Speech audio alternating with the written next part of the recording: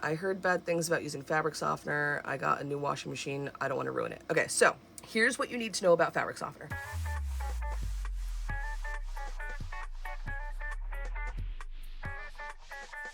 My name is Renee. I am an appliance care and maintenance specialist. Before I was an appliance care and maintenance specialist, I was an appliance repair technician for 6 years. Here's what you need to know about fabric softener. First of all, it is very easy to get a buildup of fabric softener in your washing machine if you're not maintaining your washing machine properly. And most people don't maintain their washing machines properly, but they think they need to use fabric softener. So that creates a problem. So the way that fabric softener works is very similar to how conditioner works in your hair. In the washing machine, we have detergent. Detergent gets rid of all of the stuff in our clothes. But if you think about it, and think about when you're in the shower and you're washing your hair, you use shampoo that cleans all of the dirt and nastiness out of your hair. Same thing that the washing machine does with detergent in the wash cycle. And then after you do that in your hair, you use conditioner, right? Because what happens is when you use the shampoo in your hair, it strips all of the oils and everything out of your hair, and it can leave your hair very dry. So then you put conditioner in your hair, and you might rinse the conditioner out of your hair, but the idea of conditioner is that it actually coats the fibers,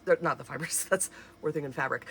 It coats the strands of hair. So conditioner stays in your hair. Fabric softener stays in your clothes, same way that conditioner stays in your hair. In Europe, they don't even call it fabric softener. They call it fabric conditioner. Fun fact, a lot of the rest of the world actually, they call it fabric conditioner. In the washing machine, you have the laundry detergent that washes your clothes. It gets everything out of your clothes. But some clothes, not all clothes, but some clothes do need a little bit more conditioning. So things that are like really stretchy sometimes can benefit from having fabric softener, because when stretchy things get really, really dried out, they can start to lose their elasticity. And that's when you get those like little tiny stretchy fibers like poking out of your clothes when they start to get like old and aged. So stretchy fibers might benefit from fabric softener. A lot of other things do not benefit from fabric softener. For most things, you don't necessarily need it, but you don't want to use it on anything absorbent, because fabric softener prevents fabric from absorbing anything, because again, it is staying in your clothing. The reason why fabric softener goes into the rinse cycle is because the rinse cycle always uses cold water. And when you use cold water, the fabric softener will stay in your clothing more, because hotter water would basically like melt it out. It would remove it. You use the rinse cycle, which is the cold water, and it will coat the fibers in your clothes. Because of that, it makes absorbent fabrics non-absorbent. So never use fabric softener on towels, athletic wear, because even though athletic wear is stretchy, a lot of times it's supposed to be moisture wicking. It's not gonna wick away moisture if you have fabric softener in it, because it can't absorb the moisture. If you're going to use fabric softener, which I personally do not use fabric softener is a personal choice. It is not a necessity. You do not need fabric softener, but don't use fabric softener on anything that's absorbent, because it will make it less absorbent. Fabric softener does also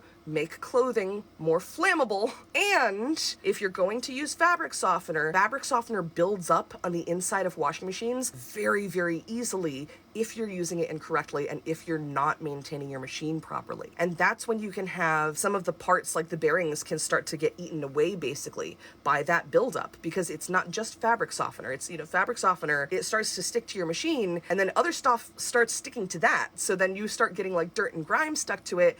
That's when you start getting a buildup inside of your machine, and that's when parts start breaking. That's when stuff starts wearing out. That's when your machine starts shaking a lot more than usual. Like, it can cause so many problems. Do make sure that you are maintaining your washing machine properly. Make sure you clean your washing machine. If you don't know how to clean your washing machine, check your washing machine's manual, because they all tell you how to do any kind of like cleaning cycle or whatever specific to your model. And if you don't have a manual for your washing machine, look inside the washing machine. There's gonna be a model number somewhere on a sticker inside the washing machine, and then you can Google it. Most manuals are available online now for free.